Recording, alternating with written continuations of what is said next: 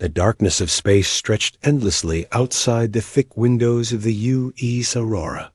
Captain Jake Morrison stood on the bridge, watching distant stars that looked like tiny diamonds scattered across black cloth.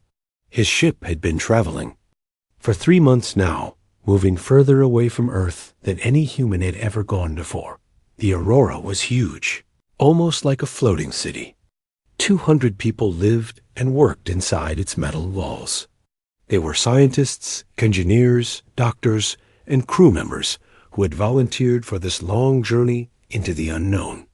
Their mission was simple: explore new star systems and see what they could find. Jake was tired.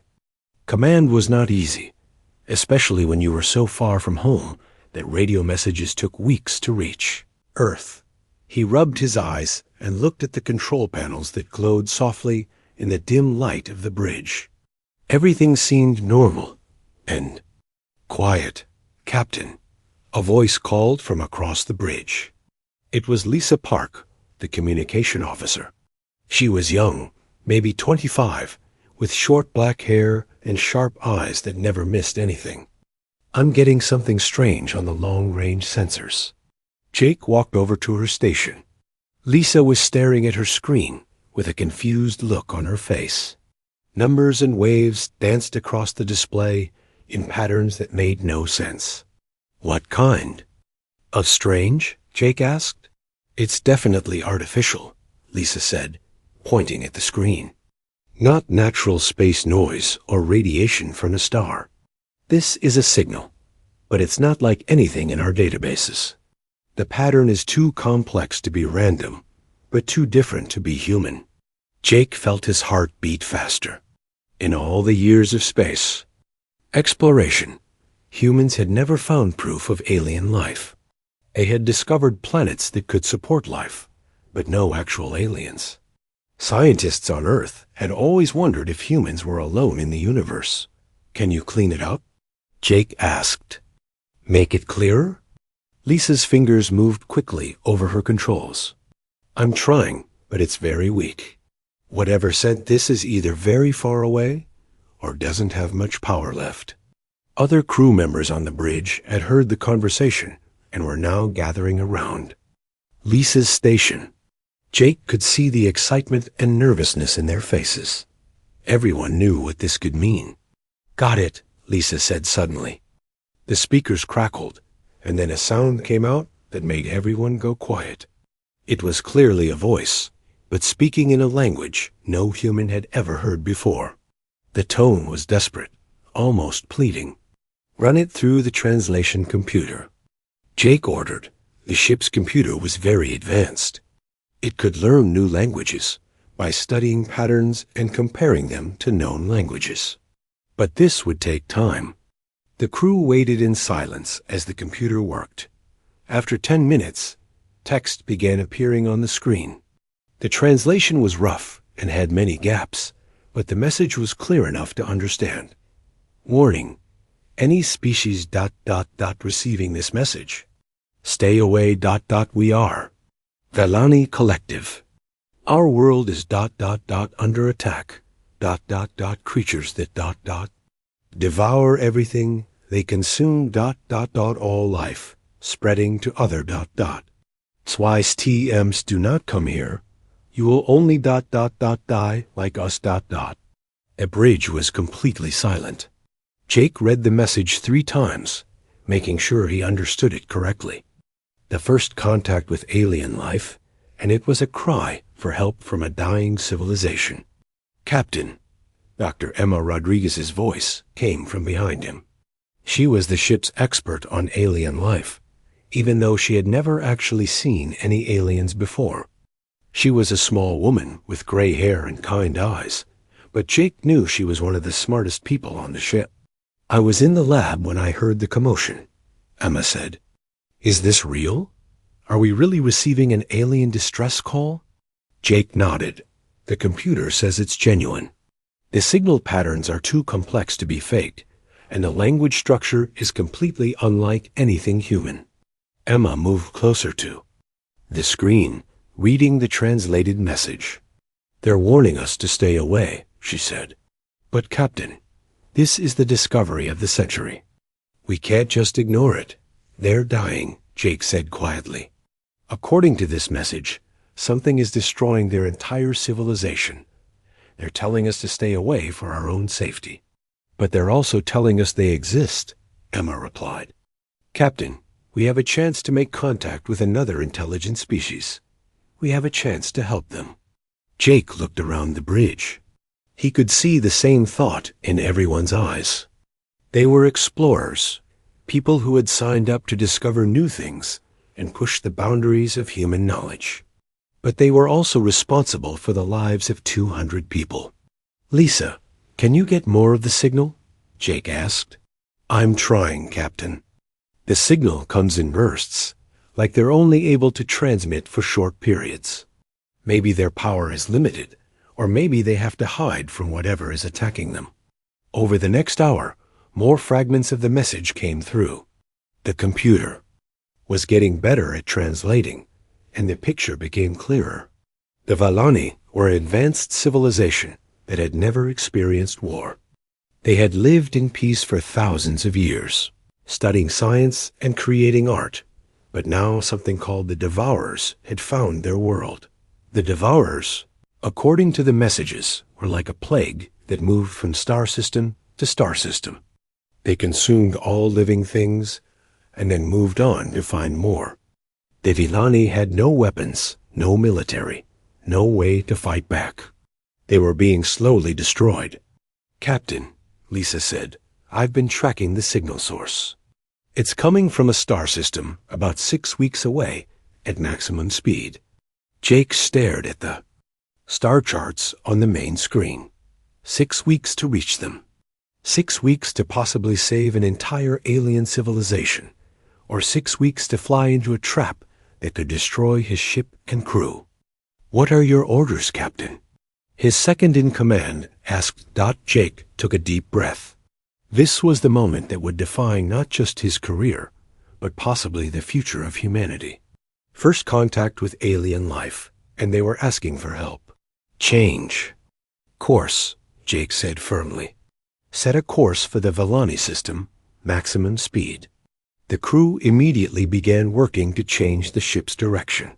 Jake watched the stars slowly shift as the Aurora turned toward its new destination. They were no longer just explorers heading into empty space. They were now racing to answer a cry for help from beings they had never seen. In a situation they did not understand. As the ship accelerated toward the unknown, Jake wondered if he was making the right choice. But deep down, he knew that humanity could not ignore the first alien voice they had ever heard, especially when that voice was calling for help. 6 weeks later, the Aurora dropped out of faster-than-light travel at the edge of the Villani star system. What the crew saw on their screens made everyone go silent with shock and horror. 3 planets in the system were dead. Their surfaces were gray and lifeless, stripped of all color and atmosphere. The once blue oceans had been drained away, leaving only empty craters behind. Cities that must have once held millions of people were now nothing but dark ruins. My God, Dr. Emma, Rodriguez whispered as she stared at the images on the main screen. What could do this to entire worlds? Captain Jake Morrison felt sick to his stomach. He had seen wars on Earth, had read about terrible battles in history books, but nothing had prepared him for the sight of completely dead planets. Worlds that had once been full of life were now empty shells floating in space. Captain, Lisa Park called from her station. I'm detecting 2 planets that still show signs of life, but barely. One of them has some kind of energy shield around it, but it's flickering like it's about to fail. Jake looked at the tactical display. The planet with the shield was covered in what looked like a swarm of small ships, thousands of them circling like hungry wolves around wounded prey. The ships were not made of metal like human vessels. They looked organic, grown rather than built, with curved surfaces that pulsed like living skin. Those must be the Devourers, Jake said grimly. And that planet with the shield must be the Velani homeworld. Captain, Communications Officer Lisa said, I'm receiving a transmission from the planet. It's weak, but the computer is translating it. Put it through, Jake ordered. The main screen flickered, and suddenly they were looking at an alien face. The creature had large, dark eyes that seemed to hold great intelligence and sadness. Its skin was pale blue, and it had no hair. When it spoke, its voice was soft and musical, even through the translation. Unknown vessel, the alien said. I am Council Speaker HFY of the Velani Collective.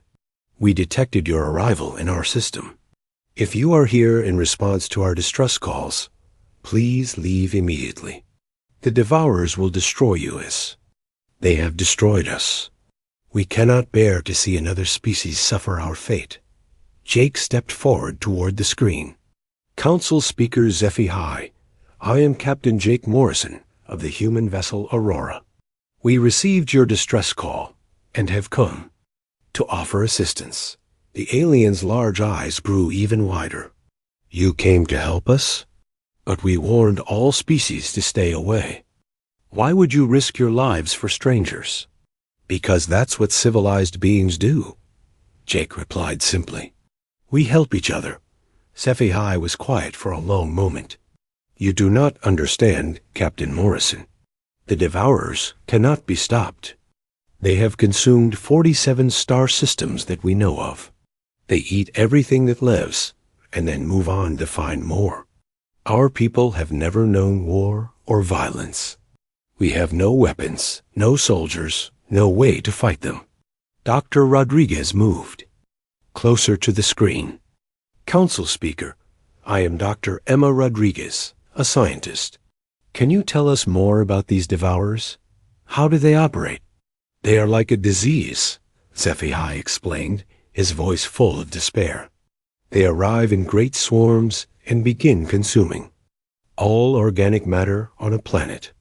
Plants, animals, even the smallest bacteria, everything is food to them. They work together like insects in a hive, but they cannot be reasoned with or communicated with. They only know hunger. Lieutenant Commander Ryan Bell, the Aurora's tactical officer, studied the images of the Devourer ships on his displays. He was a young man with short brown hair who had studied military strategy at the Space Academy. What he saw made him frown with confusion. Captain, Ryan said quietly, permission to speak? Go ahead, Lieutenant Commander. Sir, I've been analyzing the Devourer attack patterns and ship designs. By human military standards, they're not particularly advanced or sophisticated. Their formations are simple, their movements are predictable, and their ships appear to have obvious weak points. HFY looked puzzled. I do not understand. Human military standards. Your species has experience with warfare? Jake realized this was the moment of truth. Council Speaker, humans evolved on a world where survival required constant struggle. We have unfortunately learned much about conflict and warfare throughout our history. You mean your species fights wars against itself? HFY asked, looking horrified. Yes, Jake admitted. We have fought many wars, and we have learned to defend ourselves against threats. It appears that your species never had to develop such skills. Dr. Rodriguez was studying biological samples that the Velani had transmitted to the Aurora. She looked up from her microscope with surprise on her face. Captain, she said excitedly, these Devourer samples are fascinating. The creatures are actually quite fragile when examined individually. They rely entirely on overwhelming numbers and simple hive behavior.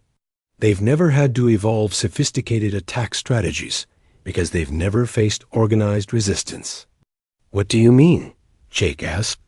It's like they've been hunting sheep for so long that they don't know how to fight wolves, Emma explained.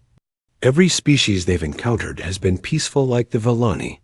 They've never had to adapt to face a species that fights back. Ryan Bell nodded eagerly. That matches what I'm seeing in their tactical patterns, Captain.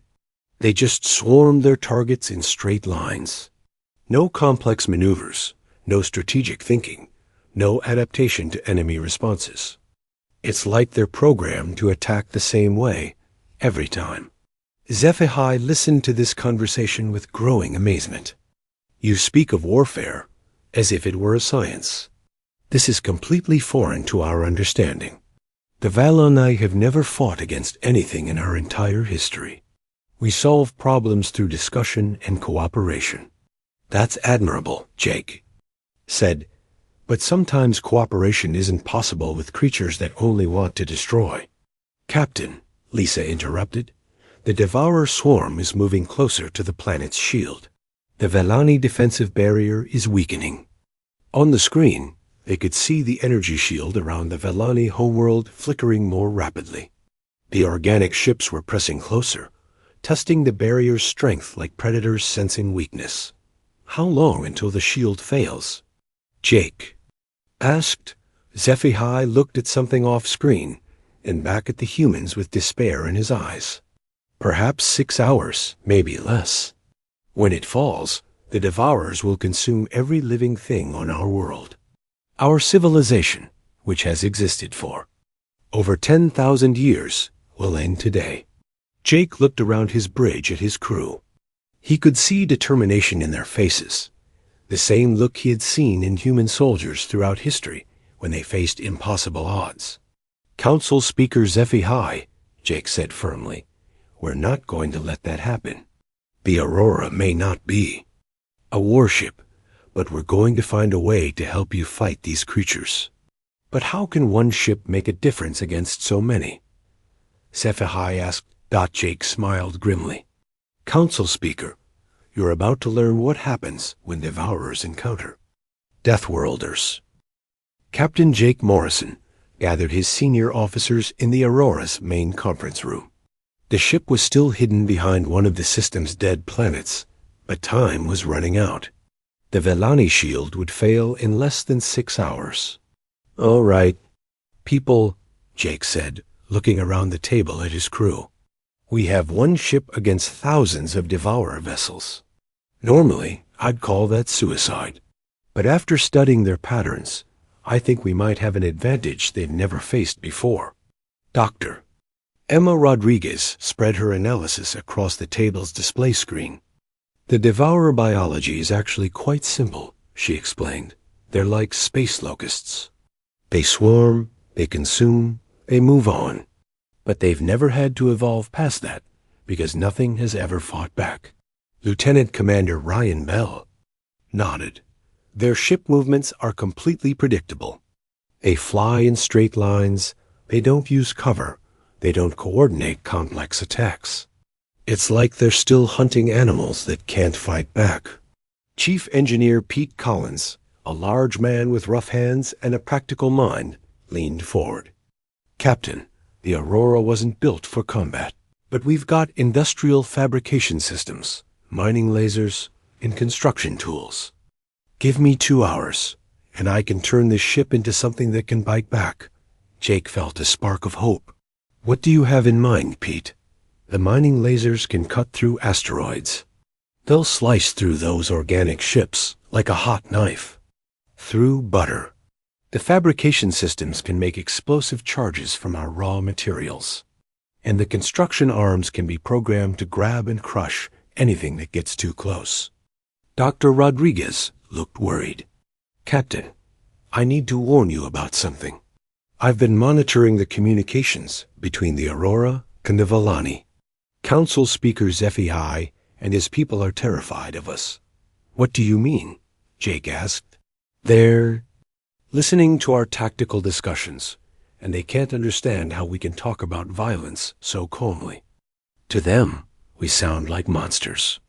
They've never heard beings discuss warfare tactics, weapons design, or combat strategies. The concept is completely alien to them. Jake rubbed his chin thoughtfully. I can understand their reaction. But right now, being monsters might be exactly what they need. 2 hours later, the Aurora had been transformed. Pete Collins and his engineering team had worked miracles. The mining lasers were now mounted on rotating turrets. The cargo bays were filled with improvised explosive devices. The ship's construction. Arms had been reprogrammed as weapons. "Captain," Lisa Park called from her station, "I'm detecting movement in the Devourer swarm. A group of about 50 ships is breaking away from the main force and heading in our direction." "They found us," Ryan said, studying his tactical display. "It's a scout force, probably sent to investigate our energy signature." Jake stood up from his captain's chair. "This is it, people. Our first test against the Devourers. Remember, they've never faced organized resistance before. We have the element of surprise." On the main screen, the Devourer scout ships came into view. They looked even more disturbing up close. The vessels pulsed with a sickly yellow light, and their surfaces moved like living skin. They flew in a loose cluster, not bothering with any defensive formations. "They're not even trying to protect themselves," Ryan observed with amazement. "They're flying straight at us like we're helpless prey." "Their mistake," Jake said grimly. "Pete, are your weapons ready?" "All systems ready, Captain. Just give the word." The Devourer ships came closer, apparently expecting the Aurora to flee like every other species they had encountered. Instead, the human ship turned to face them directly. "Fire," Jake ordered. The Aurora's modified mining lasers lit up space with brilliant beams of energy. The beams sliced through the first row of Devourer ships like they were made of paper. Organic hulls split open, spilling strange fluids into the vacuum of space. The surviving Devourers seemed confused by this response. They had never encountered prey that fought back. They continued their straight-line approach, apparently unable to adapt their tactics. "Launch the explosive charges," Jake commanded. Dozens of improvised bombs shot out from the Aurora's cargo bays. They were crude weapons, basically metal containers filled with explosive chemicals, but they were devastatingly effective against the unarmored Devourer ships. The explosions lit up space like deadly fireworks. More Devourer vessels were destroyed, their organic hulls torn apart by the blasts. The few survivors finally seemed to realize they were in danger and began trying to retreat. "Don't let them escape," Ryan said. "If they report back to the main swarm, we'll lose our advantage of surprise." The Aurora pursued the fleeing Devourers, using its superior speed and maneuverability to hunt them down. The ship's construction. Arms grabbed the last few enemy vessels and crushed them like tin cans. In less than 30 minutes, the entire scout force was destroyed. Not a single Devourer ship escaped to warn the main swarm. "Incredible," Dr. Rodriguez said, staring at the debris field on the screen. "We just destroyed 50 enemy ships without taking any damage." "Captain," Lisa said excitedly, "I'm receiving a transmission from Council Speaker HFY." The alien's face appeared on the screen, but now his large eyes were filled with amazement instead of despair. "Captain Morrison," HFY said, his voice full of wonder, "we observed your battle with the Devourer scouts. What we witnessed was beyond our understanding. You destroyed them completely. How is this possible?" Jake smiled.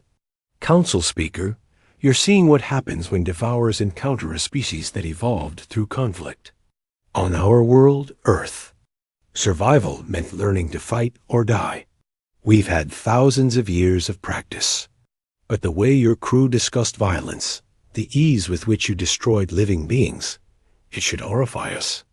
Yet you are also trying to save our people. How can beings capable of such destruction also show such compassion?" Dr. Rodriguez answered, "Council Speaker, humans learned long ago that sometimes violence is necessary to protect peace. We don't enjoy warfare, but we're very good at it when we have no choice. The main Devourer swarm hasn't noticed the loss of their scouts yet," Ryan reported. "But they will soon. We need to act fast if we're going to save your planet." HFY looked thoughtful. "Captain Morrison, Your species possesses abilities that we have never developed. If there is any hope of survival, it lies with you. What do you need from us? Jake studied the tactical display showing the massive devourer swarms surrounding the Vellani homeworld. There were thousands of enemy ships, far more than the Aurora could handle alone. Council Speaker, we need information. Everything you know about devourer biology, their communication methods, their behavioral patterns. And we need to know about your planet's defenses and technology. We will share everything, SciFi promised. But Captain, even with all our knowledge, how can one ship defeat so many enemies? Jake looked at his crew, seeing the same determination in their faces that had carried humanity through countless struggles on Earth. We're going to teach them something they've never learned in all their conquests, Jake said. We're going to show them what it means to face Deathworlders who refuse to be prey. The next 4 hours changed everything for both species. Captain Jake Morrison made a decision that would alter the course of galactic history. The Aurora would teach the Vellani how to fight. The cultural shock was immediate and overwhelming. In the Aurora's main conference room, Council Speaker HFY sat across from the human officers, his blue skin pale with distress as Jake explained basic military concepts. The key to defeating the Devourers is coordination, Jake said, pointing to a tactical display. They rely on overwhelming numbers, but they don't work together strategically. If we can organize your remaining ships into coordinated attack groups, we can defeat forces much larger than our own. HFY's large eyes blinked slowly. Captain Morrison, what you describe goes against everything our people have believed. For 10,000 years, we have never harmed another living being deliberately.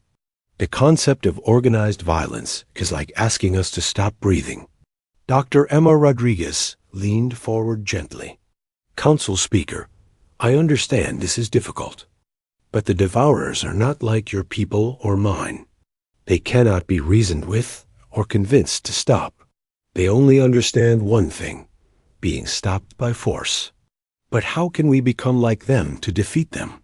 HFY asked, his voice full of pain. You won't become like them, Jake replied firmly. The difference between you and the Devourers is that you're learning to fight to protect life, not to destroy it. That's what makes all the difference. The first training session was heartbreaking to watch. Vellani pilots, who had spent their lives transporting scientists and artists between worlds, struggled with basic combat maneuvers. Their ships were beautiful works of art, designed for exploration and research, not warfare. Lieutenant Commander Ryan Bell worked patiently with the Vellani commanders, trying to explain concepts that came naturally to humans but seemed impossible to the aliens. When the enemy approaches from the left, you turn right and attack their flank, Ryan explained for the 10th time. Don't fly straight at them. Use angles and speed to your advantage. The Vellani commander, a being named Kethval, shook his head in confusion. But why not approach directly? Would that not be more honest? In combat, honest gets you killed, Ryan said bluntly, and immediately regretted his harsh tone when he saw the alien flinch. Meanwhile, Chief Engineer Pete Collins was working with Vellani technicians to retrofit their civilian vessels with weapons. The aliens' technology was incredible, far more advanced than anything humans had developed, but they had never thought to weaponize it. This energy projector you use for scientific research, Pete said, examining a Vellani device, could be modified into a devastating weapon. And these gravity manipulators you use for construction could trap enemy ships or crush them. The Vellani technician Mordain looked troubled. These tools were created to build and explore, not to destroy. It feels wrong to corrupt them with violence. You're not corrupting them, Pete explained patiently. You're giving them a new purpose, protecting the beings who built them. The breakthrough came when Dr. Rodriguez made a startling discovery while studying devourer biology samples with Valani scientist Tella. "Look at this," Emma said excitedly, pointing to readings on her screen. "The Devourers coordinate through chemical signals, pheromones released into space. But when I introduced human biological samples to the mix, their coordination completely broke down." Tella studied the data with growing amazement. "The human chemical signature disrupts their hive communication. This is why they seemed confused. During your first battle, your species naturally produces substances that interfere with their group thinking. Which means," Emma continued, "that humans are basically walking biological warfare against the devourer hive mind. We don't just have tactical advantages, we have evolutionary ones too." The news spread quickly through both the Aurora and the Valani command center. For the first time since the crisis began, there was real hope. Jake called a meeting of all senior personnel, both human and Valani. "We now have a plan," he announced. "We'll use human pheromone signatures to disrupt devourer coordination while our combined fleet attacks with coordinated tactics they've never faced before." The first joint training exercise was a disaster. Valani ships flew beautiful formation, patterns that looked like works of art but had no tactical value. Human-style aggressive maneuvers terrified the alien pilots, who had never deliberately moved in ways that could cause harm. But slowly, painfully, progress began.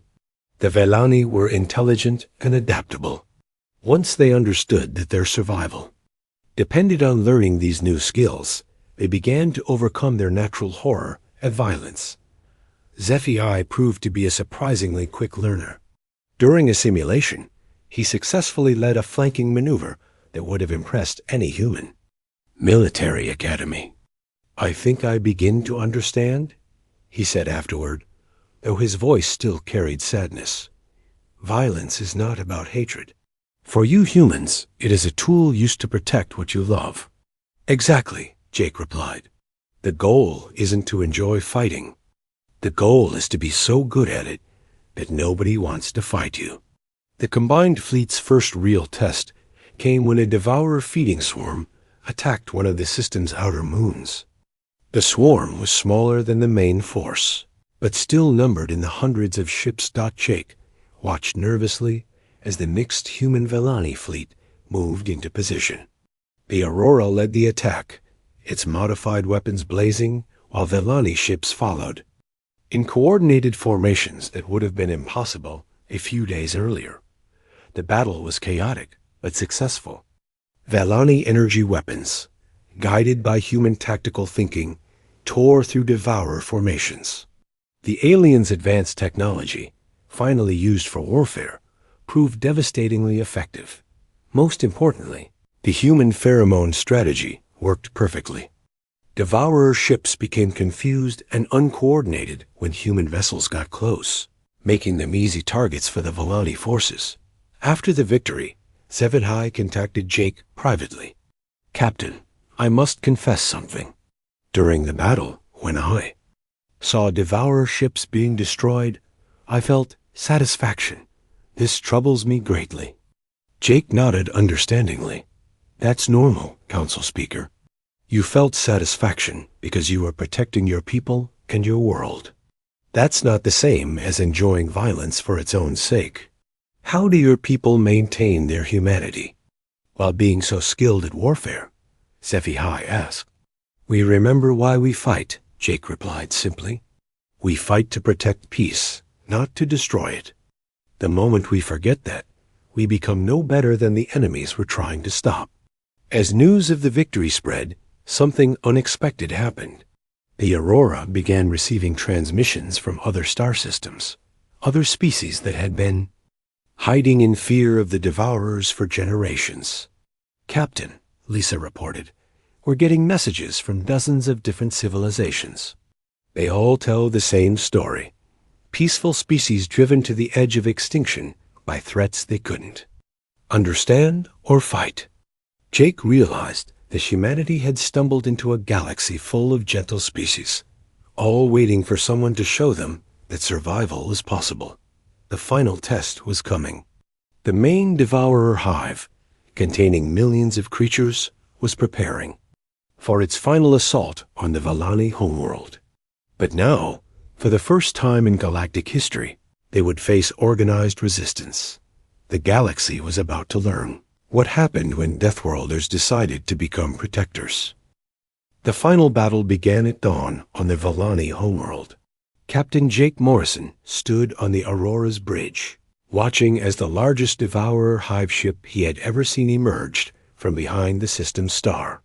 The creature was massive, bigger than Earth's moon, its living surface pulsing with sickly light as millions of smaller ships swarmed around it like angry insects. "My God," Dr. Emma Rodriguez whispered. "That thing is the size of a small planet."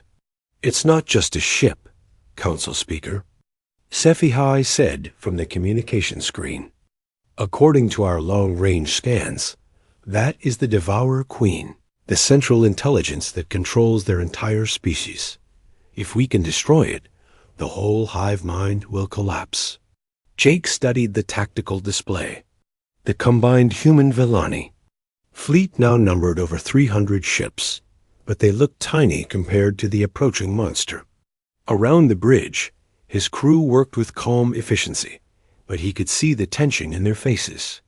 "All ships, this is Captain Morrison," Jake announced over the fleet communication system. "Today, we're not just fighting for the Valani homeworld. We're fighting for every peaceful species in the galaxy that has ever faced impossible odds. Show them what happens when the galaxy's protectors stand together." The battle began when the devourer swarms reached the outer edge of the Valani defense line. But this time, they didn't face helpless prey. They faced a coordinated force that had learned to fight back. Valani ships, now armed with weapons designed from their advanced technology, opened fire with devastating effect. Energy beams that had once been used to study distant stars now cut through devourer hulls like burning swords. Gravity manipulators that had built space stations now crushed enemy ships into twisted metal. Lieutenant Commander Ryan Bell coordinated the battle from his tactical station, directing the combined fleet with the skill of a master chess player. Blue Squadron, hit them from the left flank. Red Squadron, provide cover fire. Remember, keep the human ships close to disrupt their coordination. The human pheromone strategy worked even better than expected. Wherever human vessels flew, devourer formations fell apart as their hive mind communication broke down. The creatures that had terrorized the galaxy for centuries suddenly found themselves confused and helpless. But the real surprise came from the Valani themselves. The gentle species that had never known warfare proved to be quick learners. They fought with a precision and intelligence that impressed even the human officers. "Look at them go," Chief Engineer Pete Collins said with admiration as he watched. Valani pilots execute complex battle maneuvers. They're natural strategists. They just needed someone to show them how to apply it to combat. The battle raged for hours as the combined fleet fought their way through layers of devourer defenders. Ships were lost on both sides, but for every vessel the Allies lost, dozens of enemy craft were destroyed. Finally, the Aurora and a small group of elite Valani ships broke through to face the Queen directly. The massive creature loomed before them, its surface covered with weapon ports that fired streams of organic projectiles. "Emma, are you ready?" Jake asked. Dr. Rodriguez nodded grimly. She had spent the last day preparing for this moment, concentrating human pheromones into a powerful biological weapon. The concentrated human chemical signature should shut down the Queen's neural networks completely. But someone has to get close enough to deliver it.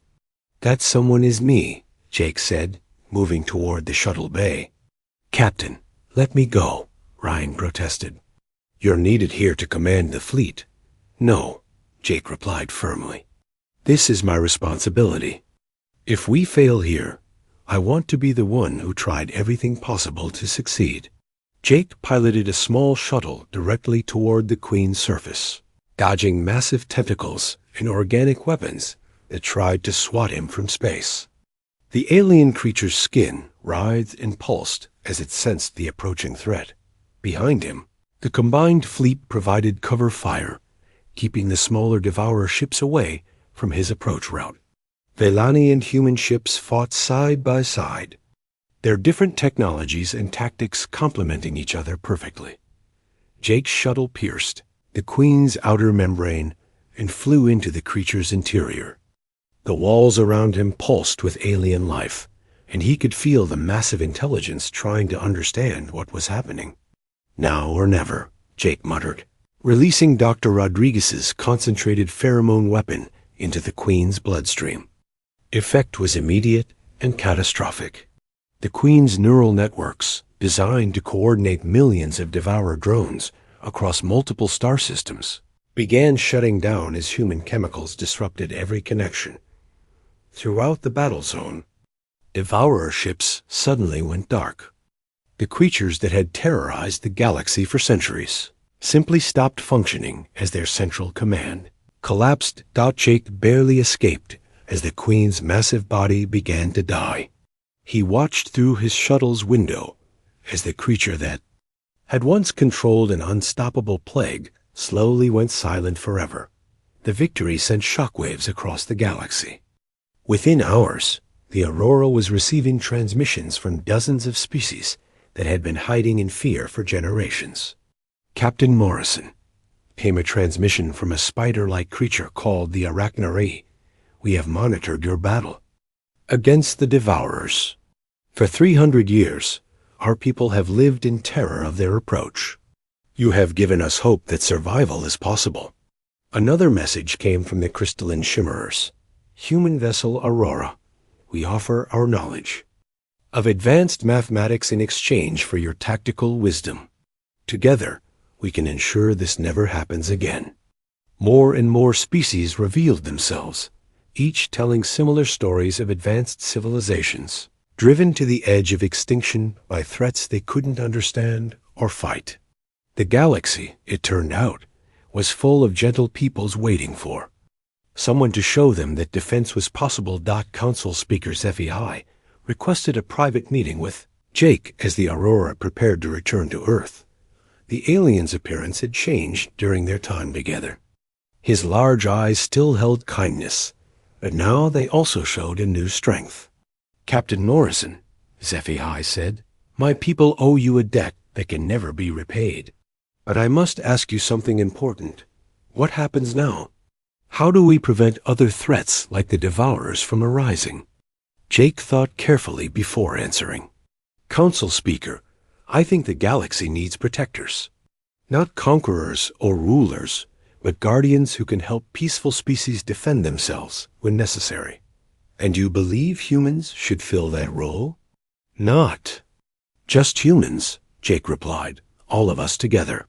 Humans can provide tactical knowledge and combat experience, but species like yours have wisdom and technology we could never develop on our own. Together, we can build something better than any of us could create alone. As the Aurora began its journey home to Earth, Jake received one final transmission. It came from an organization calling itself the Galactic Council, representing hundreds of peaceful species. Captain Morrison, the message said, we formally request that humanity join the galactic community as our protectors and military advisors. In return, we offer you access to technologies and knowledge that will advance your civilization by thousands of years. Jake smiled as he looked at his crew. They had left Earth as explorers seeking knowledge in the darkness of space. They were returning as guardians of a galaxy that had been waiting for someone to answer its cries for help. The universe, it turned out, didn't need conquerors. It needed protectors. And humanity, shaped by their violent world into natural warriors, had found their true purpose among the stars. In the end, the greatest discovery wasn't new worlds or alien technology.